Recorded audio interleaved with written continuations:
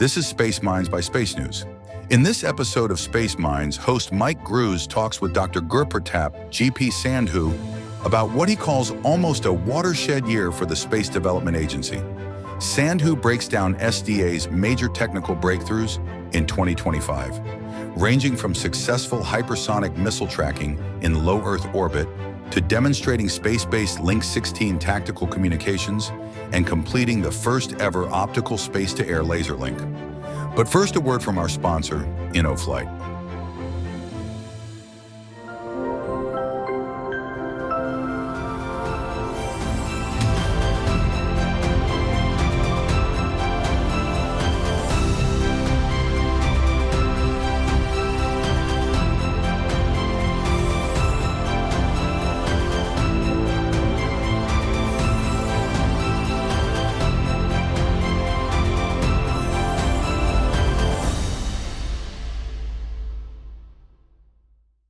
Thanks so much. I'm pleased to be joined by GP, and we're going to get right to it. I wanted to first recognize the Space Force Association for hosting the conference. I'd also like to thank Redwire for producing the great speakers that have been lined up this whole conference for the Guardian Nexus stage. And I'd also let all the Guardians know that Space Force readers can redeem free access to Space News by registering at spacenews.com/guardians. GP, let's get right into it. SDA is often described as the Space Force's kind of constructive disruptor.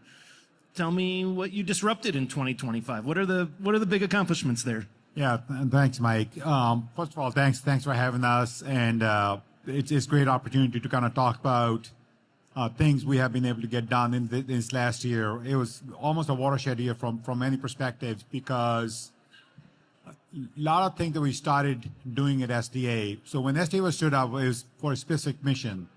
And there were a lot of technical demonstrations that had to be done, experimentation that had to be done, both in the missile warning, missile track side, and also in the communications, that what I would call the water transport layer, which is the tactical comm side of this. So on the missile warning, missile track side, there was a lot of uncertainty that can we actually move these sensors from where they used to be to this low PLEO construct, and can you actually in that environment, in a LEO environment, be able to track, because you're going at Mach 25, missiles doing at, whatever, Mach 5, 6, 7, 8, you have this very dynamic background that you're moving against. Can you actually pick those things up? Can you actually, track those, these systems? So that was one of the ones that we did. We won't go into the details here, but that was, performed better than we thought it was going to be. We were able to maintain that track over multiple different backgrounds, lands, water, all this stuff. So that was a big deal. But more importantly, the SDA's mission is to sense these threats and inform the tactical users and operational commanders of these threats, which gets into the whole transport layer piece, which is the tactical communications. How do we actually get the information to the warfighters? And the approach SDA has done, the architecture that we have, is we'll meet them where they are, which means the existing legacy radios, no changing of the equipment on the planes, ships, and the man packs. So that kind of comes down to Link 16 is a very prevalent radio that's used by the Joint Force. Can we go from space? We brought Link 16 from terrestrial to space. Can we talk to folks in, Link 16 from space? So we had multiple exercises where we talked Link 16 from space to air, space to a ship, and people on the ground. We participated in multiple exercises from with the Norwegians to Australia to ships out at sea. And explain the significance of this, because prior, there's a chance that what can't happen without this. So in what cannot happen without the space layer is that we cannot, in a contested environment, we cannot go beyond the line of sight. The space layer enables the beyond line of sight tactical communications and beyond line of sight targeting of things. So that was the significance of that. The second piece of that was, so that is Link 16, it's not a high bandwidth system, is the high bandwidth communications, which is optical crosslinks. That was another technical thing that had to be done out. So we demonstrated this last year space to space between a transport and tracking spacecraft, be able to do a closer laser cross-link, space to ground, and then also space to air. And that was the last one, the big win that we had back in August. And we've been at it for a long time, and it's like persistence is key in all of this, because you keep hitting. The success is not final, and failure is not fatal, right? So, I mean, there were a lot of setbacks, took a lot of doing to do that. And be able to talk a flying plane from space with a laser, maintain a track, is a pretty big deal, right? So we were able to demonstrate that this year. So those are all the Tranche 0 wins that we had from experimentation, demonstration, bind on the technical risk side of things.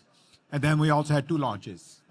In September of 10th, we launched our first operational plane, Tranche 1 plane, out of Vandenberg. And then October 15th, in the middle of the shutdown, we launched our second plane. It was the same rocket that launched the first plane, so that's pretty fascinating there too. So we have 42 satellites up on orbit. They're going through LEOPS, checkout. Once they get to that, the vendors will, it's York and Lockheed, and we'll take custody of those spacecraft when they have done their thing to them, and we'll start doing the functional testing of that. So it's been a watershed year from that perspective. And then what comes after that? Once they're going to operation, what should we expect to see? So we have to get some minimal number of spacecraft on orbit, because we can get some capability with those 2 planes, but to really start using them in operational demos and exercises with a joint force, it takes at least 3 or 4 planes to get some real time. With Tranche 0, we're getting like 5 minutes, 8 minutes, 10 minutes, a single pass kind of things, right? So when we start integrating, so next step will be warfighter immersion of all these capabilities. How do we actually get the warfighters to get used to these capabilities from space, which are new, right? So we have to educate that. We have to do the immersion to go with that. So we have 4 more launches in the transport spacecraft. So 4 planes are coming up, and then we have our tracking satellites that are going to be right behind that. So we are behind schedule from that perspective, but we are doing the best we can to make sure that we keep this cadence. And we had a plan to be a monthly cadence. It may end up being a bi-weekly cadence if we can, or 3 weeks cadence. But we have another 8 launches for Tranche 1, and then we have Tranche 2 is right behind it. So once we get at least 3 or 4 planes up, we'll start doing some real exercises, some real warfighter immersion, and some, no kidding, tactical comms from space. So that's kind of the goal. Let's talk a little bit about the end user here. What are you hearing from them, and how has that influenced where SDA could be headed the next couple of years? Yeah, so we've been hearing from them since day one, right? The whole, from a historical context, right? SDA was created before Space Force and Spacecom or any of those things got stood up. So the way we decide what we are going to go build is based on what the warfighter needs, right? So we have what we call the Warfighter Council, which is all the COCOMs and the services, and certainly Space Force we are part of the Space Force now. And at some point that will shift, but that's where we start. We start with the Warfighter Council on what the warfighter needs. Again, this is the emerging needs that they have that we need to pivot to go address. So that's one set of things that comes in. The second thing we kind of look at is, okay, what is a commercially available solution that can be fielded fast, right? And then if within that, if there is we don't do too much tech development, we are not doing R&D at SDA, we're trying to find a pretty shovel-ready thing to go. And then in some cases, there may be some demonstration you may have to do. You may have to fly 1 or 2 spacecraft, which is essentially what we did for Tranche 0. There was all demonstrations, right? There were, like I said, the handful of things I talked through, space to space, space to air, space to ground. Can we even detect these things, right? That technical assessment had to be done.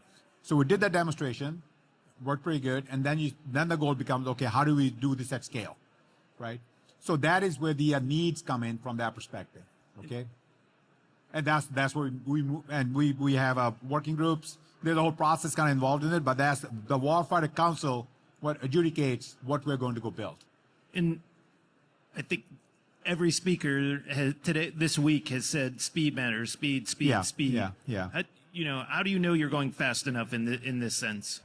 So you have to have a goal. Because I'm assuming the Warfighter Council is saying, I want it even faster. I want it only yesterday, right? Yeah. They need it yesterday, right? Absolutely. So speed matters, and we get fasted for both things. Sometimes we get told we're going too fast. We didn't just wait long enough to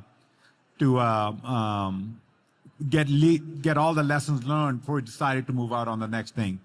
Our principle is, better is, the enemy of good enough. What is good enough right now? A 60% capability in the hands is better than zero. If you wait long enough, it's zero. They get nothing, right? Maybe they get 60%, maybe they get 70%, then we iterate on that, and we do that. The other way we approach speed in the acquisition is, once we snap the line on the tranche, we don't go back and change those requirements, right?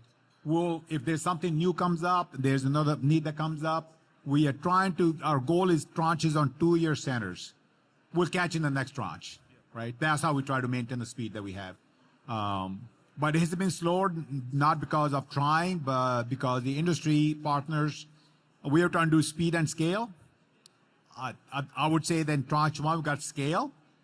We didn't quite get the speed, right? Because it is a new way of doing business for a lot of our partners. Building this many satellites is a production line mindset. And I think we'll get speed in tranche 2. We'll maintain the scale. Do you have metrics that you're looking for there? Our metrics, the biggest one we look at is from the time we decide on RFP to solicitation, award the contract, we track that ourselves. We try to do that very quickly, right? Our goal has been 100 days on average. I don't have the average right now, but it's been around 120-ish days, which is pretty quick. And then our goal has been 30 months from contract award to launch. We haven't met that yet, but I'm confident that by the time we have been able to meet the scale piece of that, and I think we'll get to the speed piece in our tranche 2, tranche 3. There's a lot of talk about acquisition reform. We've seen it from the secretary. We've heard about it from Congress forever. Yeah. I think a lot of folks would say SDA is already proving out some of these ideas. But what do you see changing in how you operate because of this maybe renewed emphasis on acquisition reform this time? Yeah. So when the Secretary of the War made that speech, we went back and looked at all the things we talked about, and we literally have been doing every single one of them, right? I hope the biggest thing that changes is that we have a top cover now saying that, yes, you have been doing things right. That doesn't mean that there's things that we cannot get better at, and we will, but that's probably the biggest change that we see. Hopefully it doesn't disrupt what we have done in the last 5-6 years. We also hear that, hey, you're going too fast, right? But I think the top cover will be useful. I think having that, and literally if you go and map what we have done at SDA and what the Secretary of the War spoke, those are things we've been doing. Multi-vendor ecosystem, good is good enough, right? Go fast, have diversity, build systems that are resilient, build systems that are survivable, right? All the things we've been doing. Have the number of people or the people who have been saying you're going too fast, has that changed in the last 6 months or the last year, or is it the same folks? I won't go down too much on that, but and it's okay to get the feedback on things that you could do better. But again, at some point you have to make a decision, move on. You can literally sit there all day long and keep analyzing the thing, right? Once we start closing again in tranche 0, once we had some confidence that yes, that will work, we moved out on tranche 1, right? If we had waited until tranche 1 until we got the last space-to-air link in August of this year, we'll be another 3 years behind, right? So that's where that criticism comes, and it's valid for valid reasons, but it doesn't mean that you have to have the confidence to be able to move out, and that's kind of makes SDA unique to the team that we have at SDA. It's a very small team, but it's a very competent team, right? So you have to trust your people to say, yeah, we'll get this. So, yeah. I want to talk a little bit about Golden Dome, and I'm assuming a lot of folks here probably want to hear about it as well. That's a massive, probably once in a generation type of investment into space and capabilities. Where do you see SDA kind of fitting into that ecosystem? Some of the capabilities are capabilities that Golden may need, or capabilities that SDA has already been working on. So tell me how you've been thinking about SDA's role here broadly. Golden Dome is somewhat a separate entity, but the challenges Golden Dome has very similar to what we have been get after, right? We're not part of the Golden Dome thing. We have been helping the best we can, but once they come up with their architecture, if we can help, we certainly will. But we are not directly, part of the Golden Dome. We are part of the Space Force right now. Right. But again, that set of challenges they have is very similar to what we had. Advanced weapons, space the threat.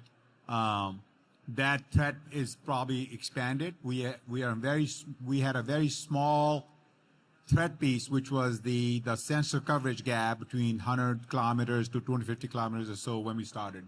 So we've been after very specific threats in missile one and missile track, the thing that we couldn't see. Golden Dome has much broader thing, and again, we'll help them in any way, shape, or form that we can. But we are not part of the Golden Dome right now. That's kind of for them to decide, and we certainly will be. It's all, I would say that what we have been focused on is Indo-PACOM and COCOMs, and what Golden Dome is focusing on is NORTHCOM and Homeland Defense, and challenges will be similar. But we're not. That's up to them to decide. Let's look a little bit more at 26 too. What sort of contracts are you expecting there, and what do you see as the big goals from getting industry involved standpoint? So we'll have T3 track coming out soon. We had hoped to get that done back in September, October timeframe, but then we had to go shut down. Then the money got swept up. You're right. So we lost 43 days. It's haven't been 43 days yet since we are back out of the shutdown. And people are like, hey, when it's going to happen? We'll move out fast. So that'll be probably the biggest thing that comes up from a new solicitation perspective in this coming year. And then certainly the execution of our current, the launches from T1 and the program execution of T2, tracking and transport layers. Good.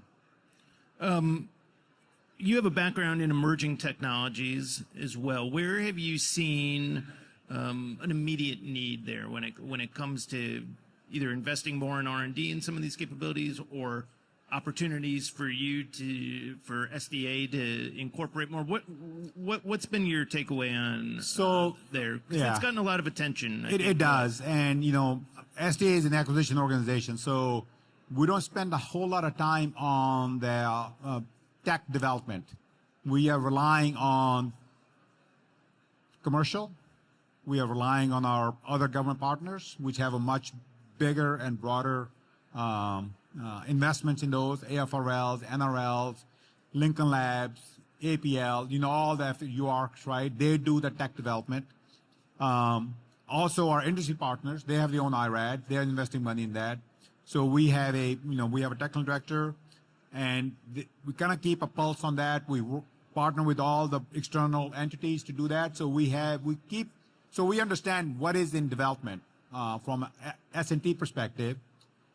And then once you get to those 4, 5, 6 things that are going to be relevant to the SDA mission, which will be sensing, pace of threat, and tactical comms, right? And we try to we have a program called HALO, which is the demonstration piece of that. So then we go into this demonstration piece, similar to what we do Tranche 0, but maybe a smaller scale. For Tranche 0, we were just getting started.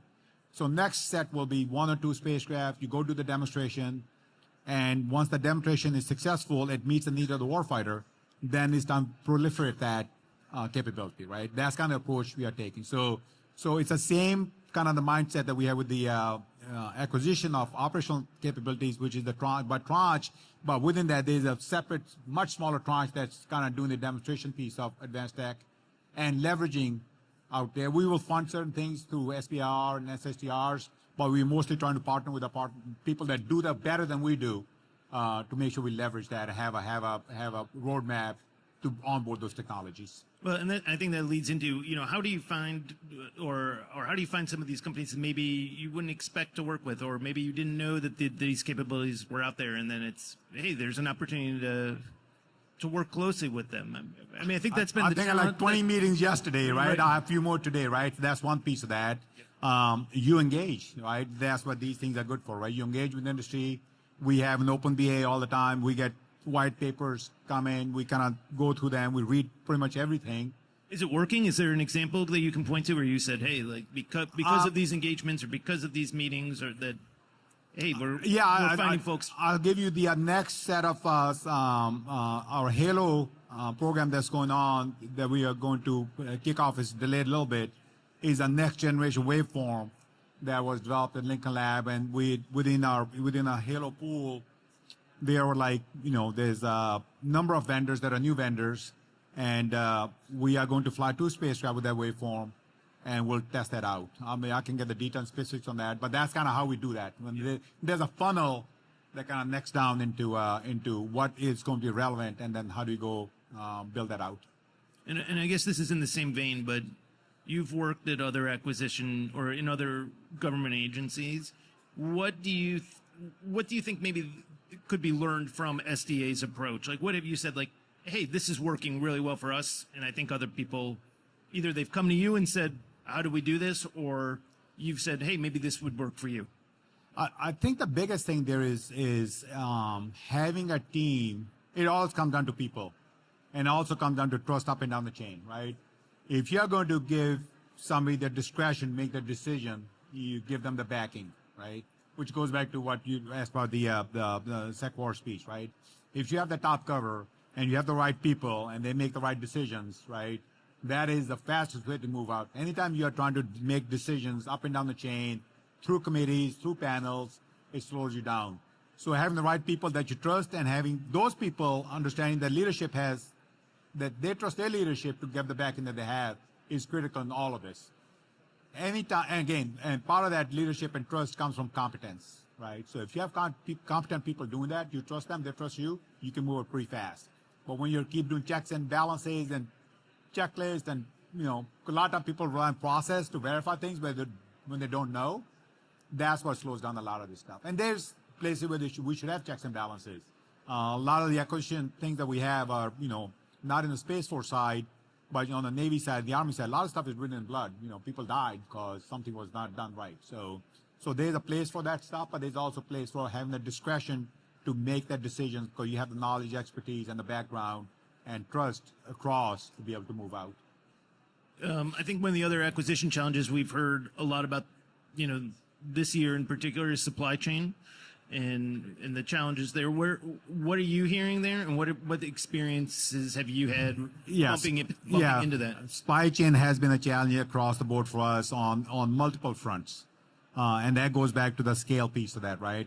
There's multiple things. Again, OCTs have been a supply chain issue. Crypto has been a supply chain issue, and it's the ability to have a consistent demand signal. Industry has to make a lot of investment to scale things up, and you can't just do it for 2 of them, right? So I think that's where we can help with the supply chain. But if there's a constant demand signal, when industry will invest and with the Tranche system, So, and that doesn't happen overnight. That's a long-term investment that people are going to have to make to meet those needs and demands of the systems that need to be built. So I think that's probably the number one thing. And again, there was no supply chain for the things that we are building. If you look at our supply chain in terms of, let's just talk about Tranche 1, it has 126 satellites. Okay, each one has supposed to have 4 OCTs. That's a lot of OCTs, right? You can't just start, can't just manufacture them very quickly. But if we don't have OCTs after Tranche 1, then nobody's going to make the investment. But there's a constant demand for those now, right? Same thing with the crypto, same thing with all. I think some of those will settle out. I think, I don't want to blame COVID anymore, but that did impact a lot of supply chains. Electronics has been an issue all along. So there's a handful of things, but I think we're getting to a place where we'll be able to do this at a speeds that are relevant.